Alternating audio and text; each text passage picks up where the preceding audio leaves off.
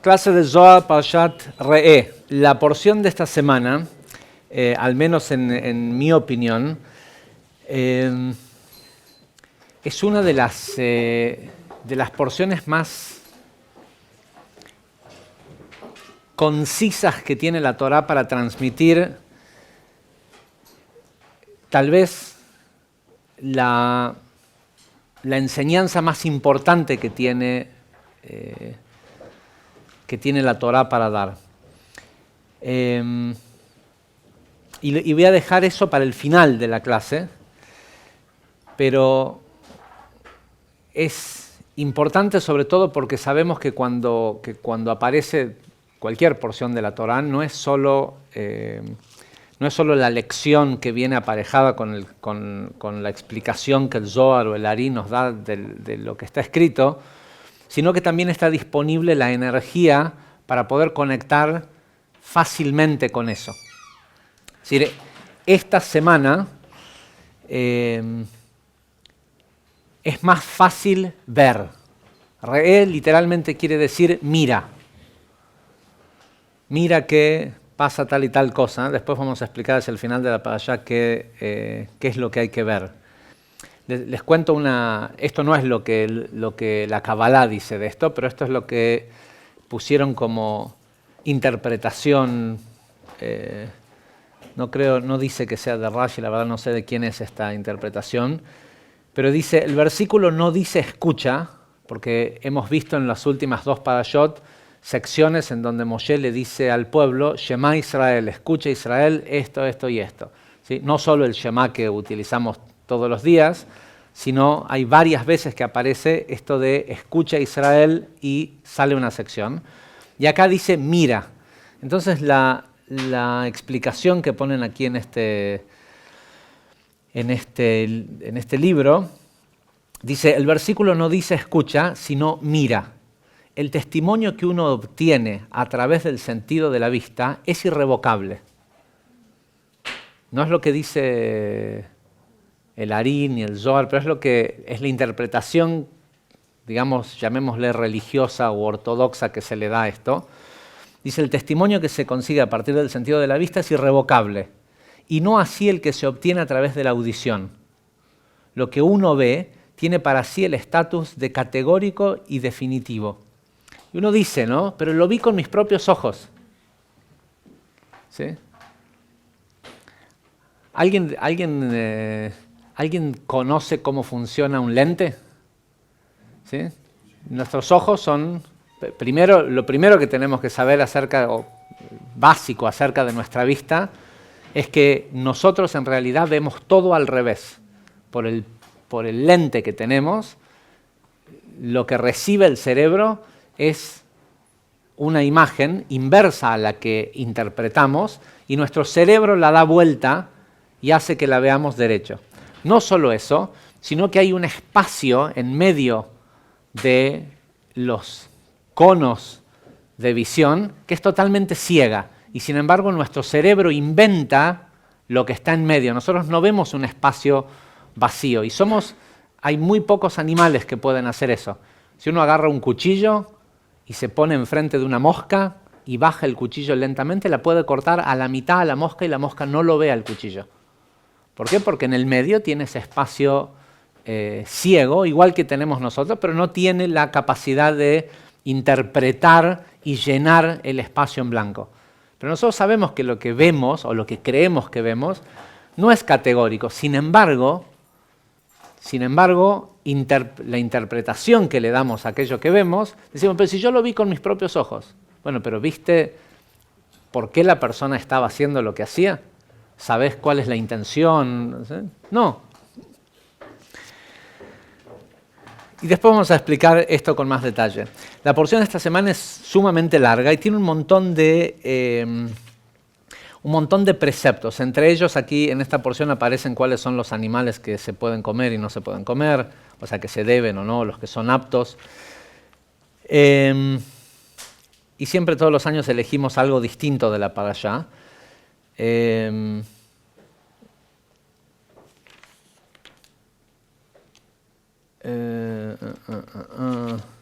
qué hacer cuando lleguen a la tierra de Israel, el derecho a comer, empezar otra vez a comer carne y todo esto, que ya lo hemos explicado, el sentido de la elevación de las chispas y demás.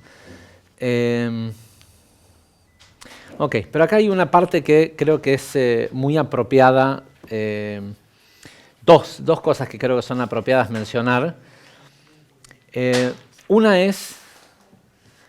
Una es la condonación de deudas en el año Shemitah. Cada vez que había un año Shemitah, un periodo de 7 años, que la acumulación de estos periodos de 7 años, cuando llegaban a 7, terminaban en un año Yovel, en un año de júbilo. El año de sabático, el año Shemitah, conllevaba la liberación de los esclavos. ¿Sí? Cualquier persona que se había convertido en esclavo producto de una deuda, porque no había otra razón por la cual alguien terminaría siendo esclavo. Y no sé si escucharon, lo fueron publicando en vivo al seminario de sustento en Guadalajara, pero hablamos en bastante detalle del tipo de esclavitud moderna que involucrada con los préstamos, ¿sí? Con las deudas, y el por qué poderes que fueron sumamente importantes, en mi opinión, en oprimir a los pueblos del mundo intelectualmente, pareciera que en los últimos 50, 100 años han perdido ese poder que tenían de dominio sobre la gente y que no están haciendo nada al respecto. Y es extraño decir, ¿cómo puede ser que este gran imperio, ¿sí? sea una religión, algún país, ¿sí? que tenía gran influencia en cuanto al dominio intelectual sobre las masas, no estén haciendo nada para recuperar la gente que perdieron? Y si uno busca un poquito más en profundidad, se encuentra con que esos mismos poderes hoy son dueños de algunos de los bancos más grandes del mundo y son los principales prestamistas de préstamo de consumo.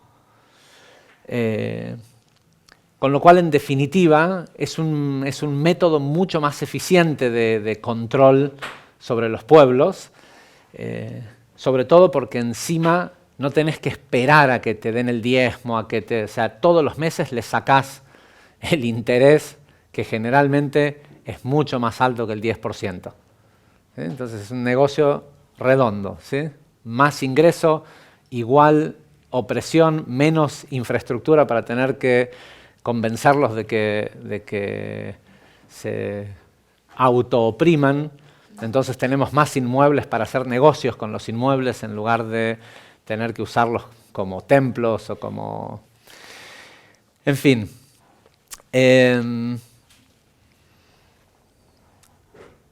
Y explicamos en bastante detalle el cómo uno puede contrarrestar ese sistema, que es, o sea, la razón por la cual la gente utiliza crédito de consumo es porque viven bajo la falsa ilusión de que tienen derecho a tener esas cosas que están comprando.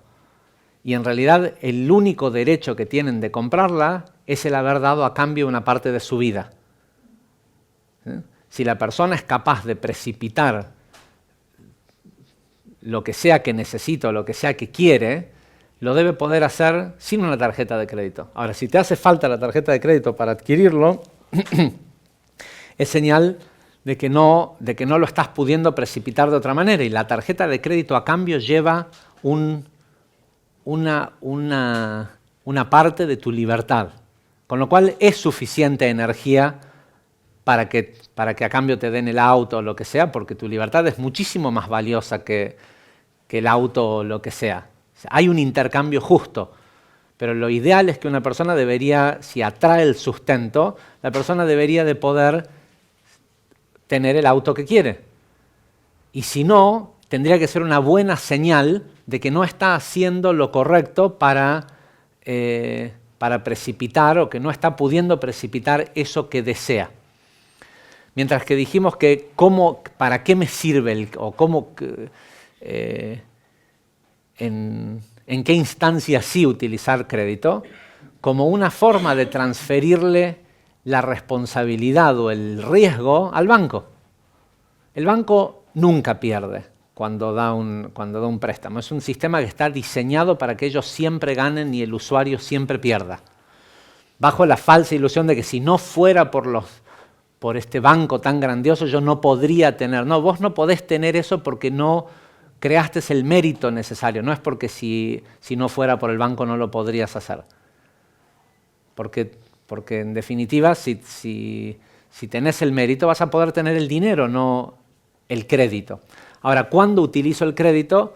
Cuando me da la posibilidad de transferir el riesgo al banco. O sea, yo me asocio con el banco siempre y cuando el riesgo lo lleve él. Entonces, si voy a comprar, y eso solo se puede hacer con bienes de capital, no con bienes de uso. Entonces, con un bien de capital uno compra una casa y trata de financiarlo la mayor cantidad de financiación posible. Porque si el bien es un bien de capital que produce plusvalía, la cantidad de plusvalía que a mí me va a dar es la misma, así yo haya pagado la totalidad del inmueble o solo el 10%. ¿Sí? Entonces, si aumenta un 10% anual, me va a aumentar ese 10% aunque yo no la haya pagado a la casa o aunque tenga todo el dinero ahí inmovilizado en la casa. ¿Sí? Si vale 100 y aumenta un 10% por año, me va a dar 10.000 de ganancia por año. Si yo solo puse 10.000 de enganche y hice que el banco me financie 90, cash on cash, dinero contra dinero, puse 10 y estoy ganando 10. O sea que mi ganancia es del 100%. ¿Se entiende? Pero lo que hice fue transferirle el riesgo al banco. Ahora, ¿qué pasa si no funciona así y la pierdo a la casa? ¿Que lo pierda el banco? No, pero ¿cómo lo va a perder el banco? Pero entonces me va a arruinar mi crédito. Yo no necesito crédito. Yo para comprarme el auto, el otro, lo que sea, todo utilizo mi mérito, no ¿sí? La forma en cómo el sistema negocia con que la persona al final haga todo el esfuerzo posible de siempre pagar es porque en primera instancia los tiene agarrados de créditos más pequeños de consumo. Entonces la persona, para no perder la posibilidad de seguir haciendo de cuenta de que tiene mérito con la tarjeta de crédito, se convierte aún más en un esclavo para pagar la casa, para esto, para lo otro, lo que sea. Entonces, y es sobre todo importante, no sé si vieron los que no han visto el curso número 3, donde tenemos una clase que es la clase del dinero, hay un video que pasamos en el curso número 3 que te muestra desde el día en que nació el concepto del dinero y los bancos, cómo fueron creados solo como una forma de deshacerse de la esclavitud en donde hacía falta darle de comer a los esclavos, comprarlos y todo eso, y crear un sistema idéntico donde no exista el riesgo de tener que asumir la compra del esclavo y la manutención. Ahora, y eso quiere decir, y la razón por la cual digo esto en tal detalle en esta porción, es porque esta porción es el primer lugar donde aparece en la Torá que además de la liberación de los esclavos, existe en el año Shemitah una obligación de condonar las deudas. El que no te pagó hasta el año y pasaron 7 años, dice literalmente, al final de cada 7 años deberás instituir una condonación. La condonación consistirá en lo siguiente: todo acreedor remitirá su autoridad que le haya prestado a su prójimo. No deberá presionar a su prójimo o a su hermano, pues él proclama una condonación, él se refiere al Creador, a Dios, él proclama una condonación en honor a Hashem. No es que lo perdonás y le decís, bueno, no me debes el dinero.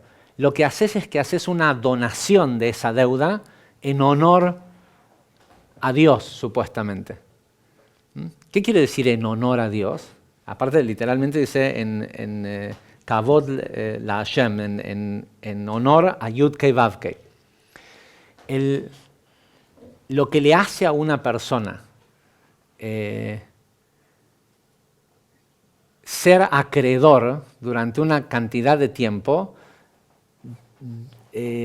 diminishes, ¿cómo se dice? Disminuye su capacidad creativa, disminuye su capacidad de... Te molesta que el otro te deba, sobre todo si hace 7 años que no te paga. ¿Sí? ¿Vieron la propaganda de Santander del tipo que empieza a medir lo que el sobrino se compra, lo que come, lo que esto, lo otro? Porque ¿cómo puede ser de que el yerno es? ¿Cómo puede ser de que si no te pagó la deuda, coma todos los días? El que te pueda llevar a ese estado de conciencia no le conviene al acreedor. ¿Sí? Y lo mejor que puede hacer por él mismo, no por el tipo del que debe, es decir, ¿sabes qué? Yo dono este dinero al sistema. Después de 7 años, lo que dice la Torá, es que es tan pesado la deuda para el deudor como para el acreedor. ¿Sí? Y tenés que saber que si el dinero realmente era tuyo por derecho de conciencia, ya va a aparecer de otro lado. ¿Sí? Nadie te pudo, o sea, si le prestaste el dinero era bajo las reglas de cuándo se presta dinero. Ya hemos explicado también que el Shulchan Aruch dice claramente, no le cuentes a tus familiares de tus problemas económicos porque no podrán ayudarte y se angustiarán. Y lo explicamos con detalle, literalmente quiere decir no podrán ayudarte. Es decir, te podrán dar dinero, pero ese dinero por seguro no va a ser una ayuda. Igual los vas a dejar afligidos porque estás con problemas. Pero aunque te den el dinero, no es realmente una ayuda. Y por eso es que generalmente a nuestros familiares que nos piden dinero, hay que darles siempre más de una vez, porque lo que necesitaban no era dinero, lo que necesitaban era cambiar a una sintonía en donde ellos mismos puedan generar y producir ese dinero. Y hay una gran diferencia entre eso y de lo que vamos a hablar próximo, que es el dar caridad. Porque encima existe esta otra parte, que es que el tipo que te viene a pedir porque necesita ayuda, nunca te dice regálame dinero. ¿Escucharon alguna vez a alguien que te venga a pedir y te diga regálame $50,000? Te viene y te dice préstame. ¿Sí o no? ¿Sí? Préstame, y en el momento que no te puede pagar, si tiene mucha confianza te va a venir a pedir el doble para poder pagarte lo anterior porque ahora tiene un mejor negocio o lo que sea. Y si no, probablemente te va a empezar a dejar de hablar, te va a evitar, se va a esconder, se va a enfermar para cuando hay cierta reunión familiar para no tener que verte. Y eso termina siendo peor para el acreedor que para el deudor. ¿Sí? Con lo cual, lo que dice la Torá es, si pasaron 7 años, lo que más te conviene hacer es, pero soltar totalmente. De hecho, habla de como si fuera un indulto. Tenés que hacer de cuenta, ¿sí? ¿Cuál es la diferencia entre un perdón y un indulto? El perdón es, ok, te perdono, ya no me debes más. O si una persona cometió un crimen, lo perdonan. Pero un indulto es como si no hubiera pasado. ¿Sí? Ok, ahora hay una gran diferencia y sé que para muchos es problemático este tema, pero realmente es preferible soltar, porque el no soltar eso tampoco está permitiendo que ese dinero entre por otro lado. Y no solo eso, sino porque está la expectativa de que el otro te pague.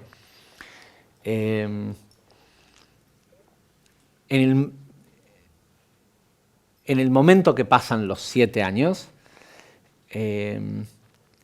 recuerden que la Torá no es un sistema de recomendaciones, de leyes para poder vivir mejor. La Torá es un sistema de alerta temprana. Te está avisando cómo funciona el mundo, no qué es lo que deberías hacer. Entonces lo que también te está diciendo es que si pasaron 7 años, nunca más te va a pagar. ¿Sí? Y no te va a pagar, y no solo eso, después de 7 años va a sentir el deudor que su deuda fue condonada y que por alguna razón se va a imaginar en su mente que ya no te debe esa plata. Y ahora el único que se queda con el problema es el acreedor, con la bronca de que no le pagaron y mientras tanto, hasta que no suelta, ese dinero no puede llegar por otro lado. ¿Sí? ¿Por qué? Porque él tiene la expectativa de que ese dinero solo puede llegar por manos del deudor.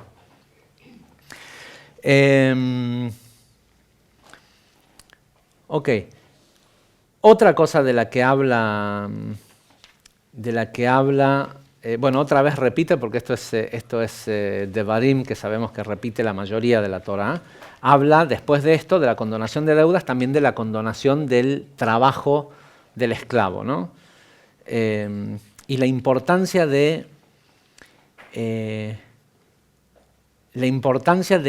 no dice literalmente de indemnizar, pero dice de que cuando una persona se va de servirte, de que le regales generosamente de todo aquello con lo que Dios te bendijo. ¿Sí? Dice del vino de tu bodega, del grano de tu cosecha, de los animales mayores y menores de tu ganado. ¿Sí? Como que no dejes que el esclavo se vaya con las manos vacías.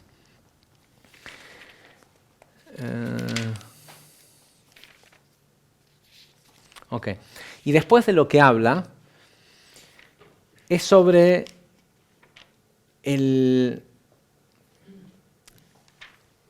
la importancia de dar caridad cuando uno ve a otra persona necesitada. Y a pesar de que es una parashá que tiene mucho de qué hablarse, de lo que primordialmente habla el Ari en esta porción es el tema de dar tzedakah. Pero el año pasado nosotros explicamos con mucho detalle cómo era el proceso de dar tzedakah, ¿sí? ¿Se acuerdan? La moneda que representa la letra Yud. Pero hay mucho de qué hablar de eso, entonces vamos a tratar de cubrir algunos de los temas de los que no hablamos el año pasado.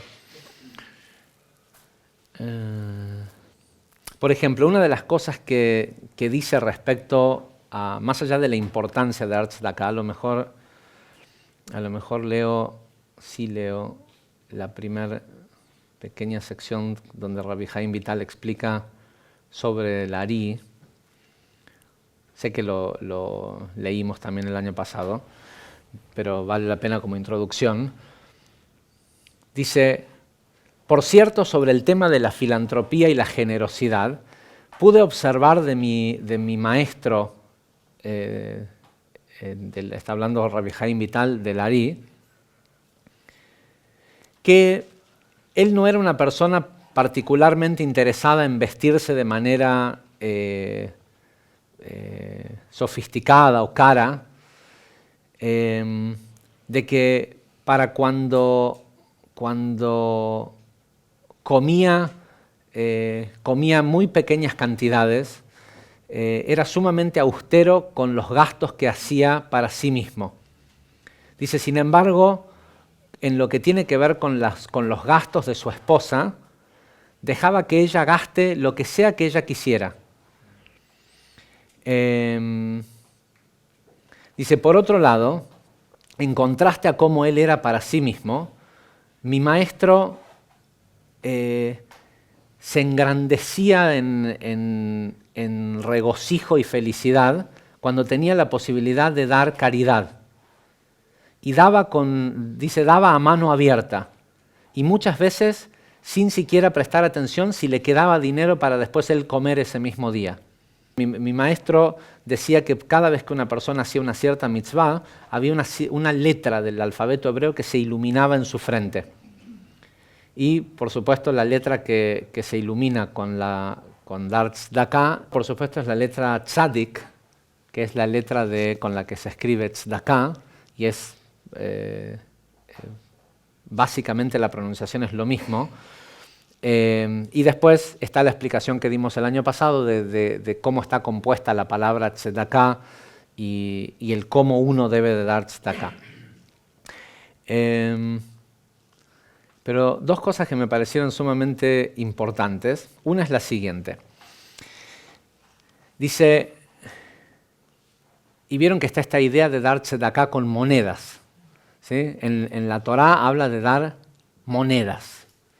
Y de hecho, por ejemplo, nosotros cuando hacemos las conexiones de la mañana y hay que dar tzedakah, nuestras monedas lamentablemente tienen muy poco valor. Son casi simbólicas, entonces lo que hacemos es que compramos monedas, ¿sí? Con, qué sé yo, con un billete de 10 pesos o de 20 pesos o de lo que sea, compras 3 monedas de estas de 25 o de 1 peso de las que nosotros tenemos que no tienen tanto valor. Y hacemos como una transacción para darle ese valor a esas monedas y después damos esas monedas. Entonces, ¿cuál es el significado también que uno pudiera dar? Hay todo tipo de monedas que tienen más valor, pero lamentablemente aquí en Argentina no tienen tanto valor. Entonces el Ari dice lo siguiente al concepto de dar una moneda. Moneda en hebreo se dice perutá. Dice, cuando una persona da una moneda, debe considerar que la palabra moneda, perutá, puede estar hecha de 2 grupos de letras, Pei Reish Tet y Vav Hei. Dice, el origen del juicio estricto, el cual produce pobreza en el mundo, proviene de las 288 chispas de luz caídas de los mundos del caos. Cuando a este número le agregamos el kolel, un 1, nos da el mismo valor numérico que el primer grupo de letras. Dices, hago un paréntesis porque a lo mejor todos saben qué son estas 288 chispas, ¿no? Ok. Cuando el Zohar explica lo que existía en este mundo antes de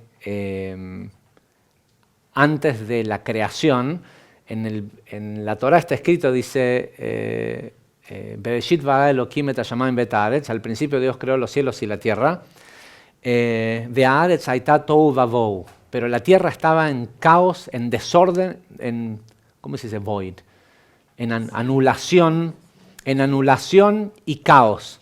Entonces la pregunta que hace el Zohar es, si creó los cielos y la tierra, pero en ningún lado dice que creó el caos, ¿de dónde apareció el caos?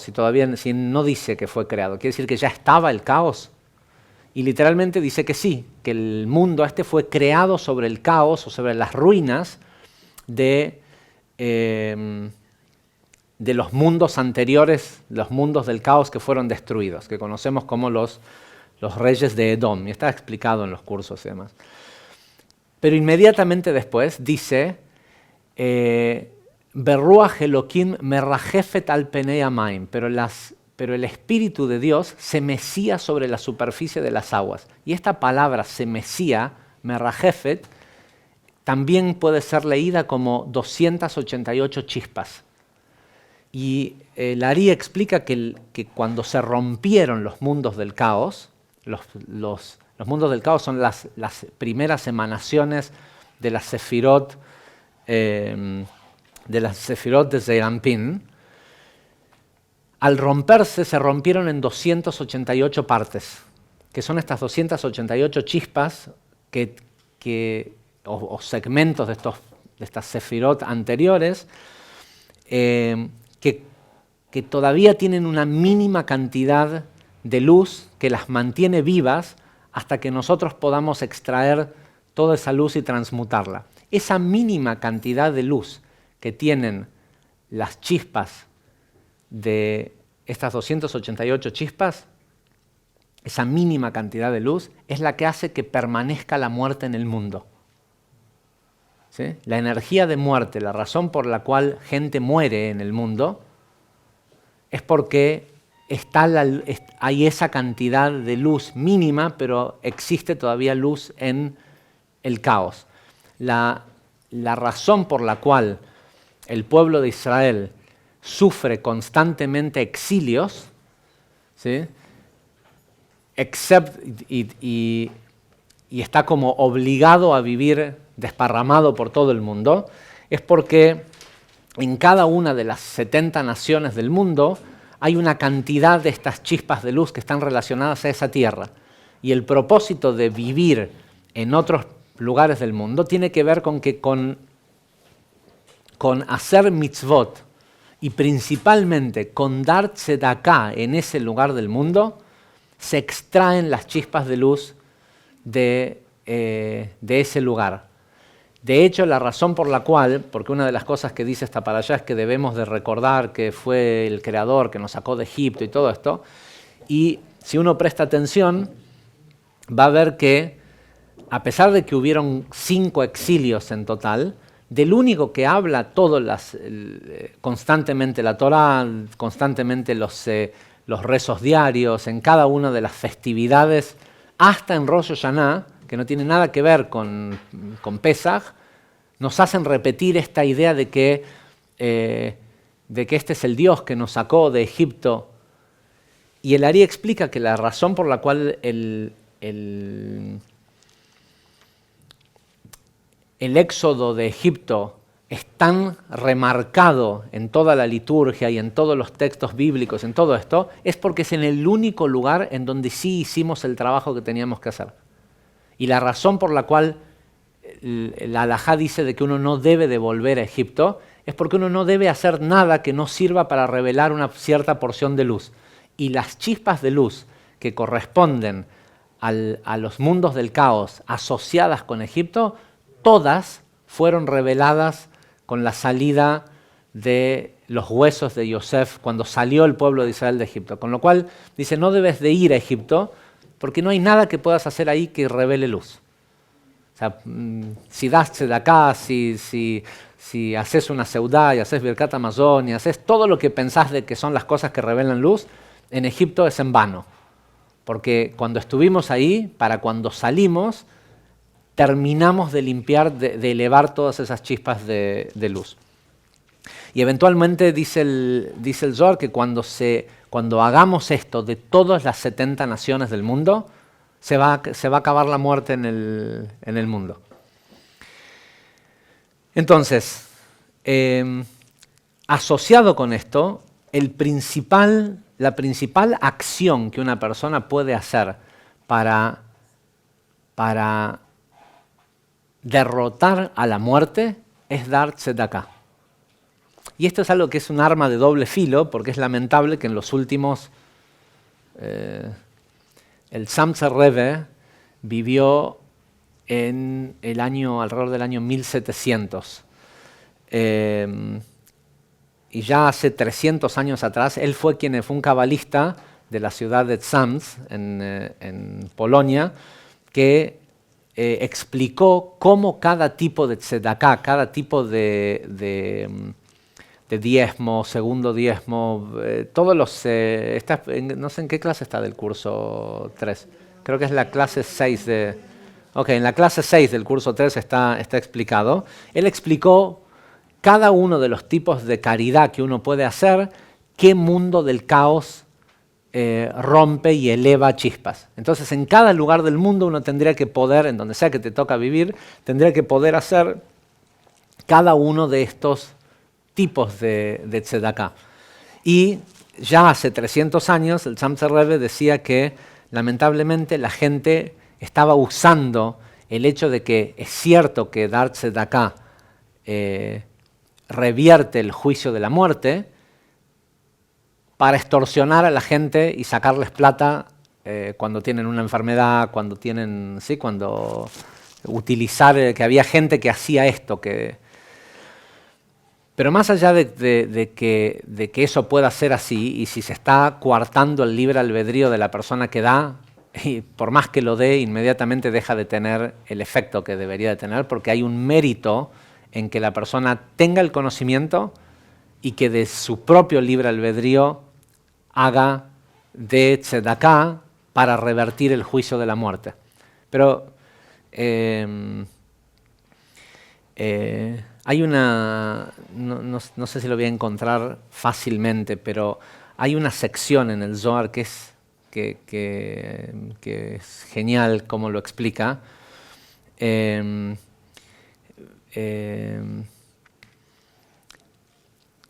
muestra como la cadena alimenticia, ¿no? Y dice, ¿vieron como la canción del cabrito, la canción de Pesaj? Y vino el ángel de la muerte y se comió, dice, vino el tipo que ¿sí? El cabrito se comió la plantita y después vino el carnicero y mató al cabrito, y el cabrito, sí, que todo esto, y finalmente viene sí, pareciera ser que el ser humano es el más fuerte, que es el que tiene el poder finalmente de matar al cabrito. Dice, pero vino el ángel de la muerte y mató al carnicero, ¿sí? Y después dice, pero vino Akadosh Baruj Hu, ¿sí? Vino el santo, bendito sea él, y hablando del fin de los tiempos, y finalmente mató al ángel de la muerte. Bueno, en el Zohar hay una cosa parecida que explica todo esto, que dice algo así como que Dios hizo al cabrito para que el tipo lo coma y esto, el otro, y cuando finalmente dice, e hizo al ángel de la muerte para que ejercite juicio sobre el hombre, dice, y después hizo la tzedakah para que el hombre mate al ángel de la muerte. Dice, estas chispas están esencialmente escondidas debajo de la última letra Hei del nombre Yud Kei Vav, que es decir, las chispas de luz están debajo de donde termina Olam Asiá, el mundo de acción. Cuando la persona que da tzedakah, al dar esa moneda, recuerda que está unificando la letra Hei con la letra Vav de la palabra moneda junto con las 288 chispas, dice, el aspecto de juicio de esas 288 partes de caos de este mundo son suavizadas, son endulzadas. Dice, y esto ocurre solo porque, no dice de que esto respecto a la persona, sino de que el caos del mundo es endulzado. Dice, esto ocurre cuando una persona hace un acto de caridad. Dice, por otro lado, es importante que la persona sepa que él no está dando, o sea, que el pobre es una bendición para él, porque el pobre se convierte como en el pretexto para que él, o sea, él no debe en ningún momento sentirse superior al pobre y sentirse importante porque le está dando. Al revés, el pobre le está haciendo el favor de presentarse. Dice, y para que él le saque provecho a esto, tiene que no solo recordar, sino que tiene que decir que la razón por la cual le está dando este dinero a esta persona es solo porque está tratando de unificar el nombre Yud Kei con Vav Kei. ¿Sí? Hay un Leshem Yehud, ¿sí? Que se dice antes de dar tzedakah.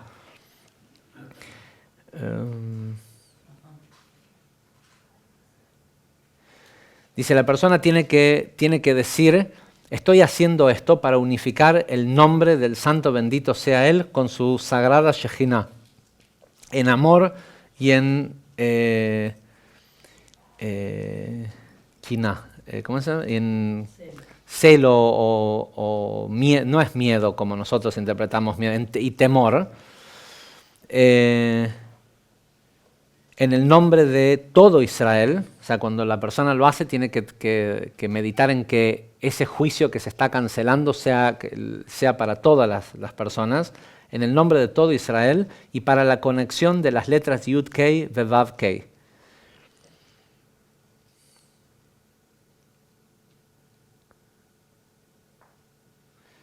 Dice, y inmediatamente después debe recordar que la palabra perutá son las 288 chispas más las letras Vav y Hei, y que también está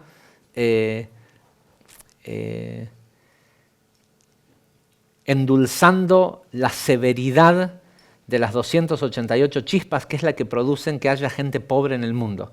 Porque la pobreza es una forma de muerte. Está escrito que cuando Esav mandó a su hijo Elifaz a matar a Jacob, y el sobrino de Jacob lo amaba a Jacob.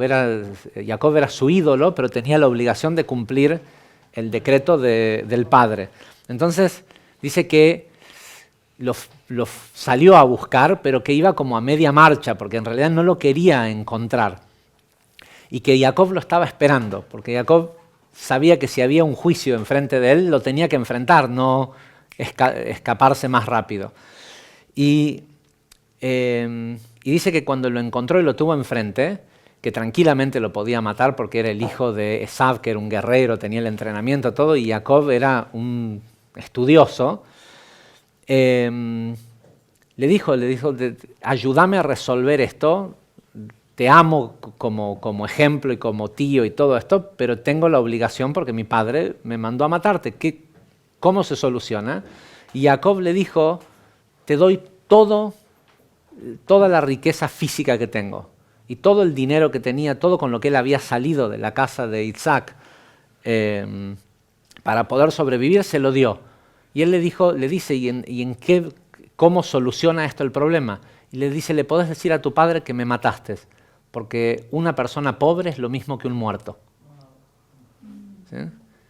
Tenemos estas estupideces inculcadas, sobre todo por las religiones, de que puede haber dignidad en la pobreza y todo este tipo de cosas que la ejercitan más los súbditos que aquellos que la promueven. Pero no hay, dice literalmente, dijo Jacob, un hombre pobre es como un hombre muerto. Okay. Ahora, otro tema que me resultó sumamente interesante respecto a el concepto de cómo funciona la tzedakah es el siguiente.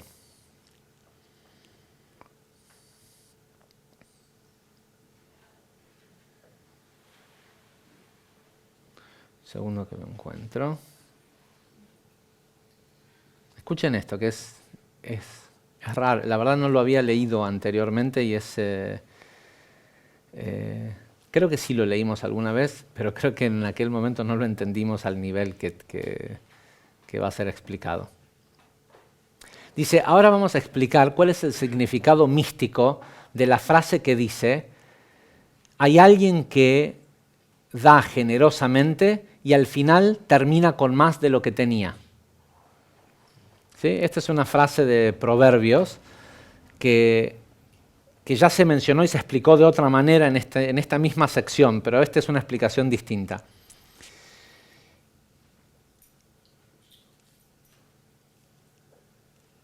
Dice, nuestros sabios explicaron que esta frase de Proverbios 11:24 dice, habla específicamente del concepto de dar tzedakah. Y por cierto, dice, está directamente relacionada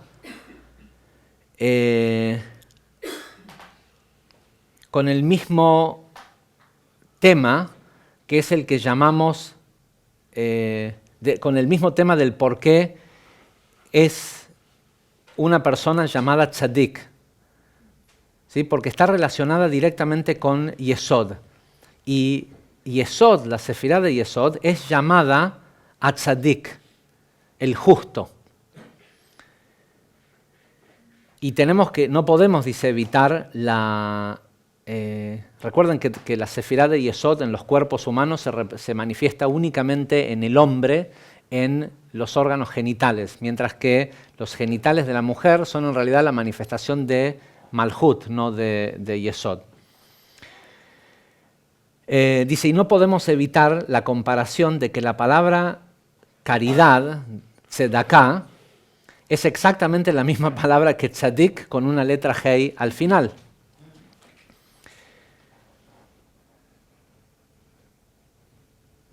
Dice, por eso es que para que él sea un justo, o sea, para que Yesod sea a tzadik, debe dar caridad a Nukva.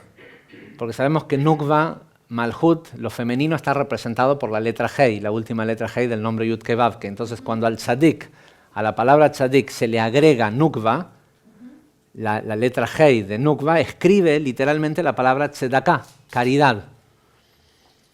Que caridad también puede ser interpretado en hebreo como justicia. ¿Sí? Tzedakah es, digamos, el femenino de tzedek, de justo, justicia.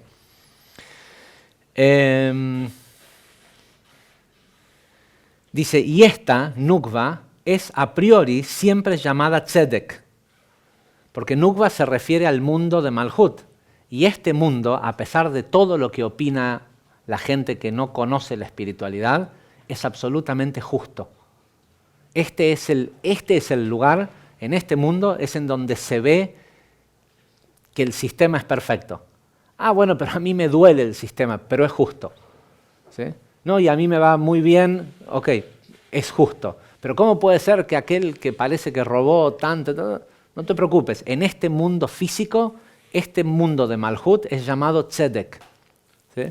Es el único lugar en donde claramente se ve que todo lo que ocurre, todo lo que le ocurre a un ser humano, a un pueblo, a una ciudad, al mundo, es perfecto. ¿Sí?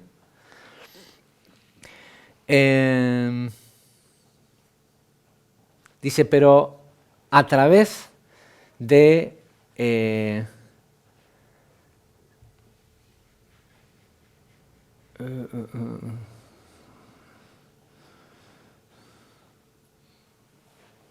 dice, pero este mundo, a través de los justos, se convierte en tzedaká. Tzedaká quiere decir caridad. Es decir, este es un mundo en donde las leyes universales son perfectas y todo lo que ocurre es como debe de ser. Pero en el momento que un justo, ¿vieron como normalmente leemos de Rabbi Shimon que Dios decretó tal cosa y él fue y canceló? ¿Cómo va a cancelar si son las leyes perfectas del universo? Bueno, no importa. Parte de las condiciones con las que este mundo fue creado es que si aparece una persona que es justa, cuando él da tzedakah, convierte a este mundo que siempre es justo en caritativo. Es decir, en que se puedan cancelar decretos dolorosos para la gente que son justos, pero que puedan ser cancelados. Y solo lo puede cancelar una persona que es justa y que da correctamente. ¿Sí? Cuando la persona piensa que esa caridad que está dando, sea en dinero, en tiempo, en lo que sea que hace, no es para él conseguir algo a cambio, sino para endulzar el juicio del mundo, dice, en ese momento la justicia de este mundo se convierte en caritativa.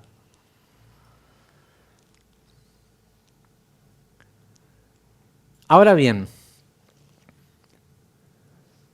dice el versículo que hablamos anteriormente, habla de tzadik, de un tzadik. Y cuando aparece la palabra tzadik, siempre se debe interpretar como que dice Yesod. ¿Sí? Está hablando de la sefirá de Yesod. Y el versículo dice, un tzadik, es decir, Yesod, que da generosamente. El término literal que se utiliza es la palabra mefaser, que quiere decir desparramar. Y esto implica que, escuchen esto, que las migas de los aspectos superiores de Gesed, ¿sí? Migas está hablando de chispas, y está hablando de chispas que vienen de Yesod, y que en realidad provienen de arriba, de los aspectos superiores de Gesed, se desarman en estas pequeñas migas y se desparraman como si fueran sopladas y pulverizadas. Y esto sucede para que Yesod pueda darle estas pequeñas partículas de Gesed a Nukva. Dice, estas partículas se desparraman a través de Nukva de la misma forma que pequeñas monedas siendo dadas como tzedaká. Dice, y de la misma forma que cuando la persona da estas monedas, produce salvación en el mundo, cuando Yesod sopla esta nube de chispas que vienen de Gesed, los juicios del mundo se endulzan. Esto es lo que quiere decir el Ari cuando dice de que una de las formas más efectivas que hay de hacer el Gemara Tikkun es tener buen sexo. ¿Sí? Que cuando el sexo es altruista, ayuda a corregir al mundo. Y de lo que está hablando es de que si la relación sexual que tiene este hombre con esta mujer proviene de Gesed, de estados supremos de Gesed, o sea, si es por amor, cuando tiene relaciones con Nukva, es como si la persona estuviera dando una tzedaká que se desparrama por todo el mundo y anula juicios. ¿Sí? No dice solo anula juicios, dice distribuye salvación por el mundo. Dice, y no deberías de pensar que estos estados de Gesed son disminuidos al pasar a través de Zeir Anpin. Mucho menos de que les falte, de que tengan algún tipo de carencia, puesto que están siendo dados como tzedaká a Malhut, a Nukva. Por lo contrario, dice, el resultado de este proceso no produce ningún tipo de carencia, sino que hace que la persona termine con aún más. A esto se refiere cuando un tzadik da con la mano abierta, a pesar de que da generosamente, aún tiene más.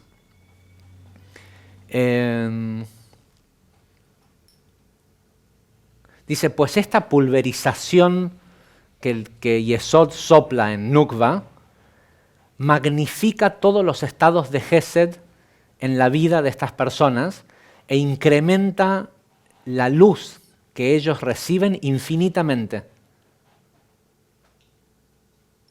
Dice, y Zeir Anpin, es decir, la emoción, brilla a través de este proceso, tal como ya lo hemos explicado en otros lugares. Y esto es lo que quiere decir que aquel que da de esa forma, ¿sí? el que logra ser un tzadik en sus relaciones sexuales, dice siempre termina con más. Y hay un montón de otros escritos del Ari que hablan sobre el poder que tiene el tener relaciones de manera altruista con atraer la energía de Yesod, con atraer la energía del sustento y del conocimiento. Y a su vez lo contrario, ¿no? La repulsión que produce aquel que no. Dice, y esta es la razón, yo creo, dice Rabbi Haim Vital, por la cual la sefirá de Yesod también es llamada Yosef.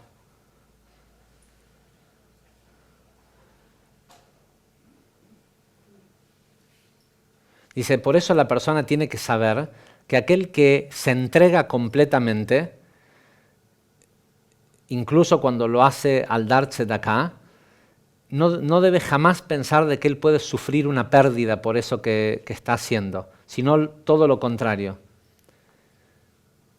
Dice, de hecho, es el camino hacia la riqueza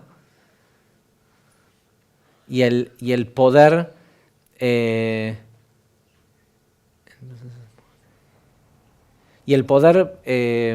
poseer mucho más de lo que tenía antes de que hiciera el acto de de Tzedaká.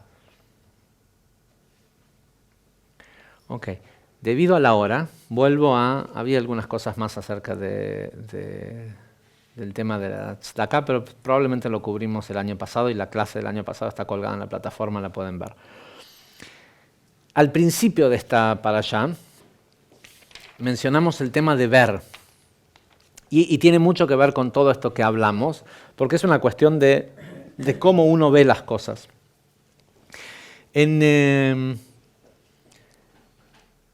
Generalmente en cualquiera de los cursos iniciales, sea Ser y Vivir Libres o Los Secretos Místicos, cualquier curso que está pensado para alguien que escucha algo de Kabbalah por primera vez, siempre mencionamos la diferencia que hay en cómo ve el conocimiento más profundo de la Torah, que es la Kabbalah, al concepto de lo profano y lo sagrado. ¿Sí?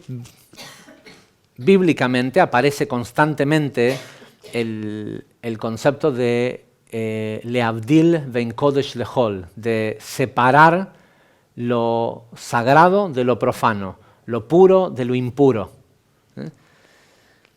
Y a pesar de que pareciera ser que el gran problema de este mundo es que Adán comió del árbol del conocimiento del bien y del mal, en ningún lado la Torah dice separa lo bueno de lo malo.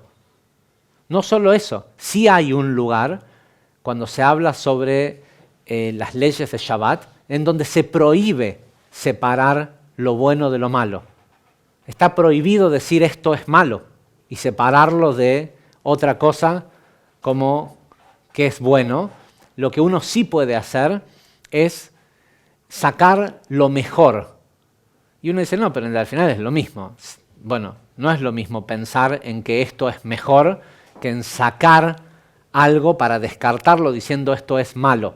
Porque en definitiva, si existe, tiene chispas de luz del mundo infinito. O chispas que tienen que ser elevadas, ¿sí? De los mundos del caos. No hay nada que exista que un ser humano pueda consumir que no tenga chispas de luz para ser elevadas. La porción de esta semana, y explicamos, creo que no hace falta decirlo, pero la diferencia bíblica o religiosa entre el concepto de lo profano y lo sagrado, no es que ir a la sinagoga o ir a la iglesia es sagrado e ir a una discoteca es profano. ¿Sí? La diferencia entre lo profano y lo sagrado es que todo lo que existe está hecho de materia física y de la energía que sostiene esa materia física en ese estado, es decir, la conciencia. Y por ende, entonces, la mesa, la parte física de la mesa es profana, pero la energía de la mesa es sagrada. ¿Sí? Entonces, el separar uno del otro es no quedarse pegados con que si la mesa es linda, sino que la mesa es linda por la energía que tiene adentro, por cómo aquel que moldeó la materia prima y le agregó valor y terminó con esta forma, esa energía es lo que la hizo linda. No es que lo físico es lindo, porque lo físico en definitiva es un árbol y la verdad como árbol es horrible, porque un árbol es hermoso cuando está en la tierra, plantado, frondoso, uno dice, uy, qué hermoso árbol. Esta mesa es un árbol horrible. Sin embargo, si yo lo veo como mesa, es una bimá, ¿sí? Es un lugar que, según mi percepción, puede ser sagrado o puede ser una mesa, ¿sí? Y la porción de la semana comienza diciendo algo que es muy notable y creo que es la lección. Si uno pudiera decir, bueno, no tengo tiempo de estudiar Torah, enséñame una lección sola de la Torah, cualquiera que no es ama al prójimo como a ti mismo, porque amar al prójimo como a ti mismo es imposible de hacer sin haber entendido la Torah. Aquel que dice de que puede amar al prójimo como a sí mismo sin conocer la Torah es muy difícil, porque todo el proceso del estudio de Torah y de Torah u Mitzvot es para reprimir al cuerpo para que finalmente puedas sentir lo que es amor por otra persona. O sea, el propósito de la Torah es solo para que puedas amar al prójimo. Ahora, de todas las leyes de la Torah, si hubiera una que me da la capacidad o lo más parecido a la totalidad de la Torah, yo creo que es esto. Dice,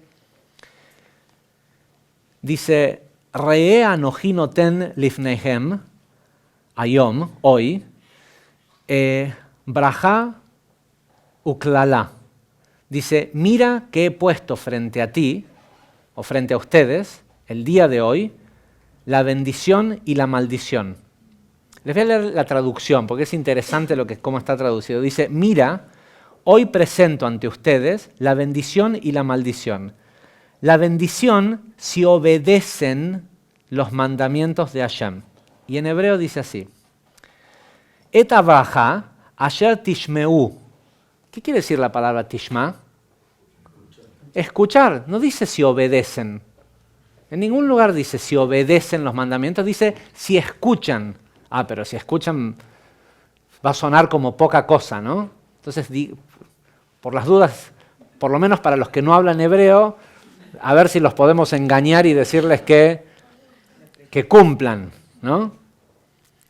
Yo la verdad no sé de dónde saca la gente la chutzpah en un libro donde dice no cambiarás ni una sola letra, decidir cambiar la palabra escucha por obedece. ¿Sí? Y lo mismo dice, y la maldición para aquellos que no escuchen y se desvíen del camino hacia adorar otros dioses. Bueno, eso quiere decir que te podés desviar del camino para hacer cualquier otra cosa, mientras que no sea adorar otros dioses, no está tan mal, ¿no? Pero está este juego de mira y escucha. ¿Sí? Y la realidad es que lo que les está diciendo es, mira, que yo, Dios, he puesto enfrente tuyo, o enfrente de ustedes, este día, la maldición y la bendición. ¿Sí? Todo en este mundo está hecho de bendición y maldición. No son dos cosas distintas. Todo en este mundo está hecho de bendición y maldición. ¿Quién decide? El que observa. Todo.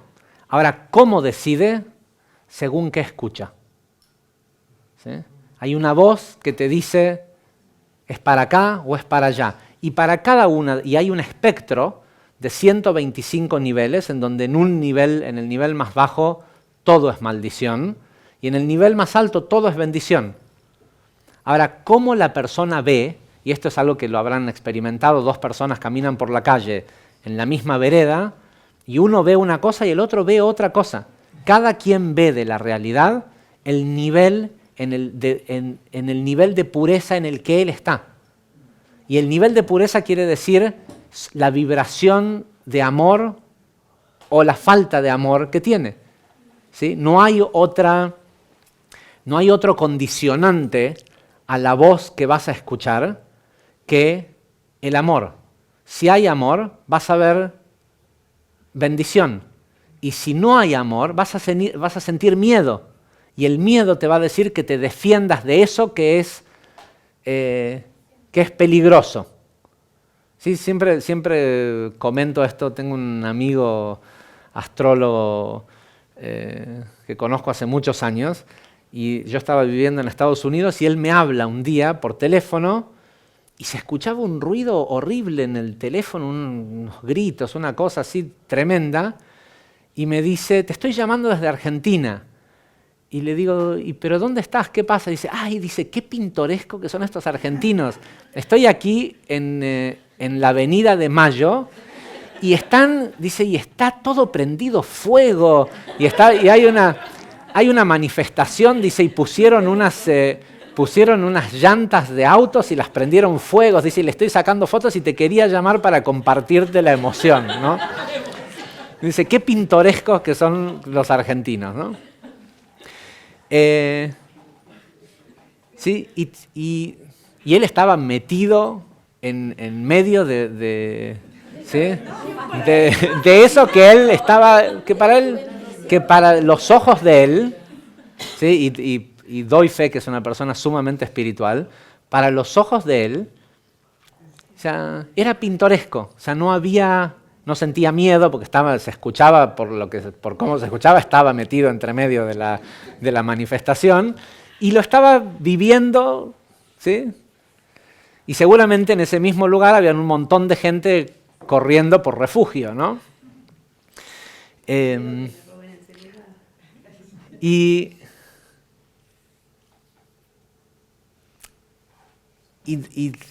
no hay, yo creo que no hay otra cosa más contundente que diga la Torá. Después, dentro de 2 parashot, va a volver, porque acá lo que dice es, cuando estén por cruzar el Jordán, van a poner a la gente, a los que hay que maldecir en una montaña y a los que hay que bendecir en otra, y los separa en 2 campamentos, y a unos los maldicen y a otros los bendicen. Y uno dice, ¿y a mí por qué me tocó estar en los de la maldición?